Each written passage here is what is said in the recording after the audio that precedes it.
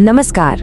आज हम भारत की आज़ादी की कहानी के उन पन्नों को पलटने जा रहे हैं जिन पर अक्सर बात नहीं होती। हम देखेंगे कि कैसे एक ही मंजिल यानी आज़ादी तक पहुंचने के लिए कई अलग अलग और कभी-कभी एक दूसरे से बिल्कुल जुदा रास्ते अपनाए गए। तो जब भी आज़ादी की लड़ाई की बात होती है, हमारे दिमाग में सबसे पहले क्या आता है? ज्यादातर लोगों के लिए एक ही तस्वीर उभरती है ना? महात्मा गांधी और उनका अहिंसा का रास्ता। और ये कहानी बहुत पावरफुल है, इसमें कोई शक नहीं। लेकिन क्या ये पूरी कहानी है? शायद नहीं। असलियत तो ये है कि 1947 तक का जो सफर था वो बहुत उथल-पुथल भरा था। ये किसी एक सीधी सादी सड़क की कहानी नहीं है, ये तो कई पगडंडियों की कहानी है जो अलग-अलग विचारधाराओं और कुर्बानियों से बनी थी, और इनमें से कुछ रास्ते हिंसा के रास्ते थे।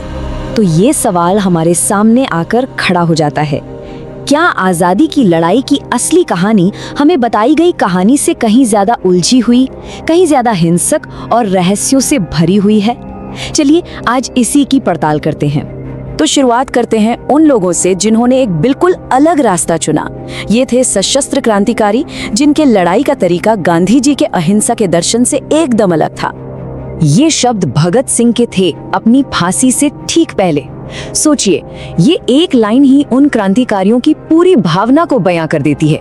देश के लिए जान देने का जज्बा था, मौत का कोई खौफ नहीं। और देखिए, ये कोई एक दो घटनाएं नहीं थीं जो बस हो गईं। ये एक पूरी लहर थी। 1928 में सॉन्डर्स का मारा जाना, फिर 1940 में लंदन जाकर उधम सिंह का वो बदला लेना, और यहाँ तक कि 72 साल की मातंगिनी हाजरा का बलिदान। ये सब बताता है कि एक और लड़ाई, हथियारों वाली लड़ाई, हमेशा चल रही थी। और इस क्रांति में महिलाओं के योगदान को तो हम भूल ही नहीं सकते। क्या हिम्मत थी! सिर्फ 21 साल की प्रीति लता वादेदार, या फिर बीना दास, जिन्होंने अपनी डिग्री लेते समय गवर्नर पर गोलियां चला दी, और वो छोटी सी रानी गाइदिनलू। इन सब ने साबित कर दिया कि हिम्मत और कुर्बानी की कोई उम्र या जेंडर नहीं होता। अच्छा, अब क्रांतिकारियों से आगे बढ़ते हैं और एक और बहुत दिलचस्प और रहस्यमयी रास्ते पर चलते हैं। ये रास्ता था सुभाष चंद्र बोस का। उनकी कहानी और खासकर उनकी मौत का रहस्य आज भी लोगों को सोचने पर मजबूर कर देता है। नेताजी की मौत को लेकर ना दो बिल्कुल अलग अलग कहानियां हैं। ऑफिशियल कहानी ये है कि 1945 में एक प्लेन क्रैश में उनकी मौत हो गई, लेकिन दूसरी तरफ कई थ्योरीज हैं जो कहती हैं कि वो उस क्रैश में बच गए थे और सालों बाद गुमनामी बाबा के रूप में भारत में ही रह रहे थे। और ये सब सिर्फ सुनी सुनाई बातें या अफवाहें नहीं हैं। असल में सरकार ने खुद दशकों तक जांच करवाई है, लेकिन सच सामने नहीं आ पाया। देखिए, शाहनवाज कमेटी और खोसला कमीशन दोनों ने कहा कि हाँ, नेताजी की मौत प्लेन क्रैश में हुई थी। पर फिर 2005 में मुखर्जी कमीशन आया और उसने सब कुछ पलट दिया। उन्होंने कहा कि बोस की मौत उस क्रैश में हुई ही नहीं। जाहिर है सरकार ने इस रिपोर्ट को फौरन खारिज कर दिया, तो मतलब कंफ्यूजन और बढ़ गया। और मामला यही नहीं रुका। हाल ही में मतलब 2016 में जापान सरकार की एक 60 साल पुरानी रिपोर्ट सामने आई। उसने एक बार फिर वही कहा कि नेताजी की मौत प्लेन क्रैश में ही हुई थी। लेकिन इतने सालों के विवाद के बाद ये कहानी और भी पेचीदा हो गई है। चलिए अब आज़ादी के ठीक बाद के उस मुश्किल दौर में चलते हैं। एक ऐसा वक्त जब आज़ादी की लड़ाई के दौरान जो वैचारिक मतभेद थे वो गांधी जी की हत्या के रूप में अपने सबसे दुखद अंजाम तक पहुंचे। ये तस्वीर ये अपने आप में बहुत कुछ कहती है। ये आज़ादी के बाद हमारे देश में जो गहरी दरारें पड़ गई थी उसे दिखाती है। एक तरफ राष्ट्रपिता थे तो दूसरी तरफ वो लोग जो उनके विचारों से सहमत नहीं थे। ये सिर्फ एक मुकदमा नहीं था, ये एक तरह से नए भारत के उसूलों का ही इम्तिहान था। इस पूरे मामले में कानूनी कार्रवाई की रफ्तार हैरान करने वाली थी। हत्या से लेकर फांसी तक सब कुछ सिर्फ 20 महीनों में हो गया।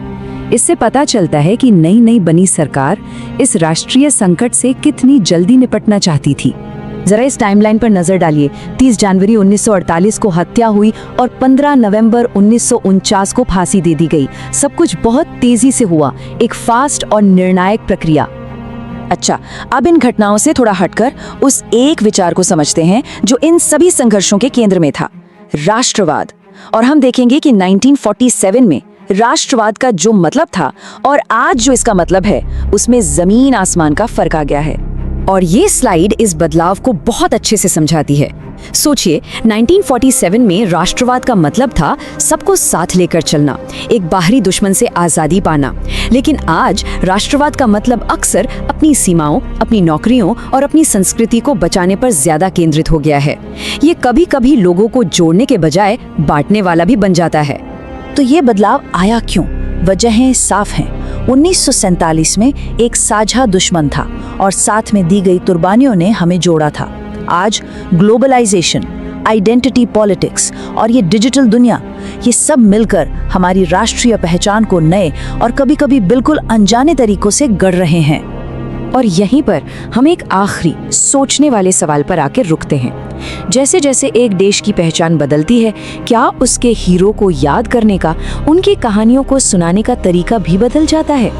इतिहास, हमारी यादें और हमारी राष्ट्रीय पहचान, इनके बीच का ये रिश्ता हमेशा हमें सोचने पर मजबूर करता रहेगा।